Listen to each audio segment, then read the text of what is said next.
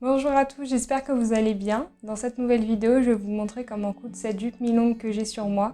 Je vais vous montrer comment la réaliser. Comme d'habitude, vous pouvez retrouver toutes mes mesures et mon patron sur mon compte Instagram. Et n'hésitez pas à me poser des questions si vous en avez. La jupe se présente comme ceci, elle est mi-longue, boutonnée sur le devant. C'est une jupe très fluide, facile à réaliser et j'ai adoré la coudre.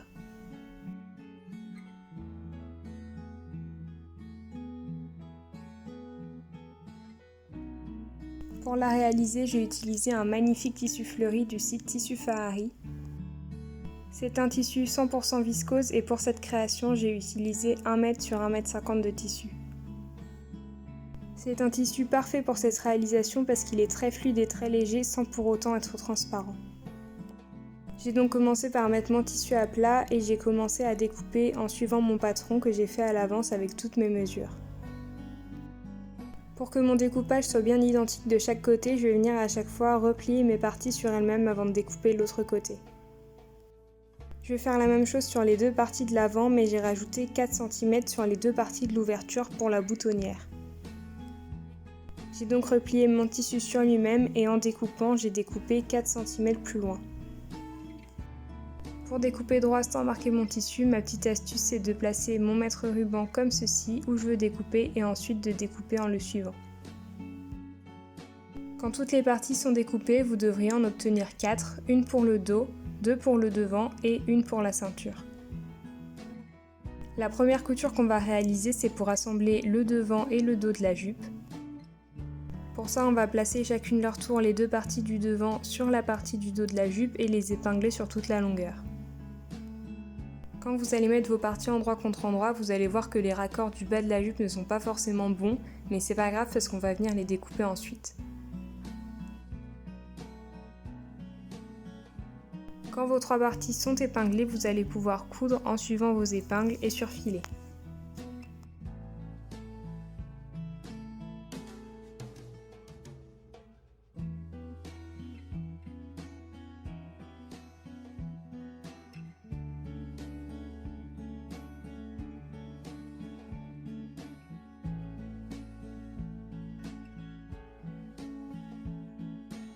Voilà le résultat une fois ces coutures terminées. Vous pouvez déjà sortir votre fer à repasser pour bien plaquer ces premières coutures. Quand c'est fait, vous pouvez placer votre jupe comme ceci à plat au sol. Ce qu'on va venir faire maintenant, c'est égaliser tout le bas de la jupe. Pour ça, on va placer notre mètre de mesure progressivement du haut de la jupe vers le bas sur tout le tour et faire des petits repères en bas à 80 cm. On viendra ensuite découper en suivant ces repères pour obtenir une longueur égale de 80 cm sur toute la jupe. Voilà ce que j'obtiens une fois tous mes repères tracés, on va ensuite venir découper en les suivant.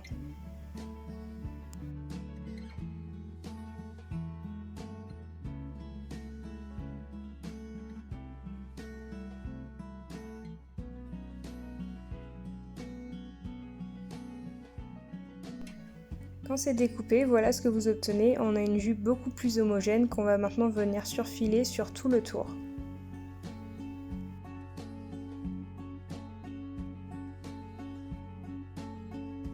Voilà le résultat une fois que c'est fait. Maintenant que la longueur de la jupe est bien ajustée, on va pouvoir former l'ourlet du bas de la jupe. Vous pouvez donc replier le bas sur lui-même et faire un ourlet simple. Voilà ce que vous obtenez une fois cet ourlet terminé.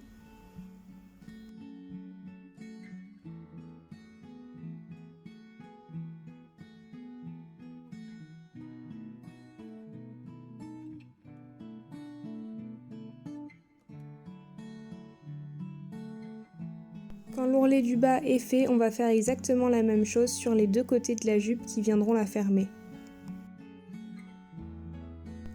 Quand les ourlets du côté sont cousus, on va ensuite venir former le rabat qui servira de boutonnière.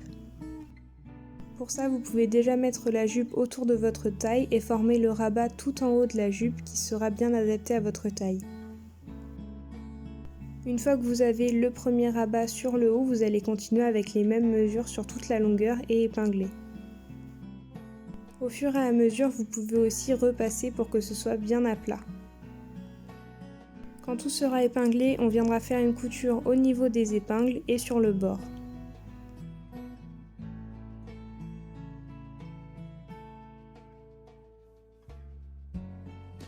Voilà ce que ça donne une fois ces coutures terminées sur les deux côtés.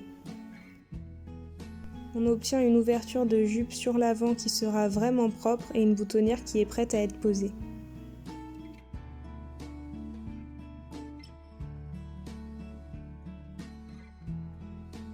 Pour la boutonnière, vous allez avoir besoin de 9 boutons. Vous pouvez différencier les couleurs ou les prendre de la même couleur et la taille que vous souhaitez.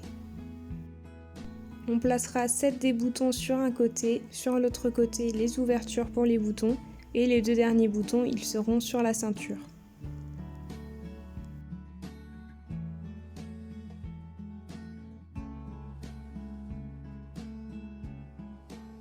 Vous allez placer le premier bouton à environ 5 cm du haut de la jupe, les deux prochains seront aussi à 5 cm d'écart et les suivants tous à 10 cm d'écart.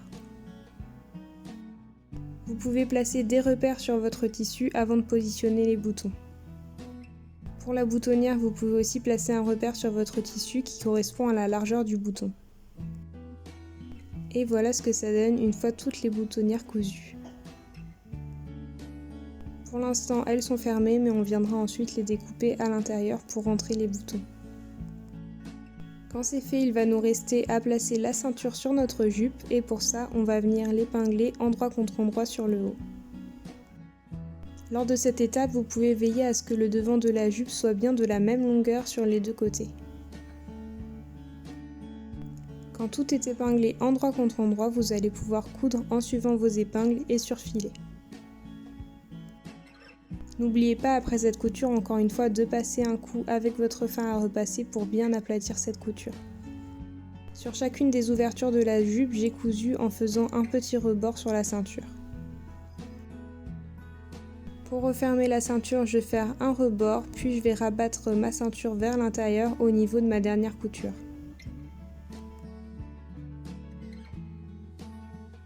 Je vais ensuite épingler et je vais mesurer au fur et à mesure de cette étape pour vérifier que ma ceinture soit bien de la même largeur partout.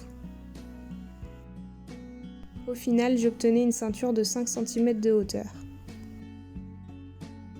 Je vais continuer cette étape sur toute la longueur et pour le bout, je vais rentrer l'excédent de tissu avant de replier.